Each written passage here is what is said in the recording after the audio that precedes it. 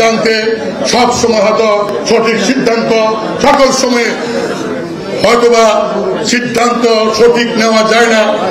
আমরা বিগত অনেকগুলো নির্বাচন করেছি, অনেক সময় অনেকে আমাদেরকে বিভিন্ন ভাবে কটূক্তি করেন, বিভিন্ন দলের সহযোগী বা সহযোগী হিসাবে আমাদেরকে আখ্যায়িত করেন। একটি কথাই বলবো, আমরা দলীয়ভাবে নির্বাচনে অংশগ্রহণ করে কোনো বেআইনি কাজ করি নাই।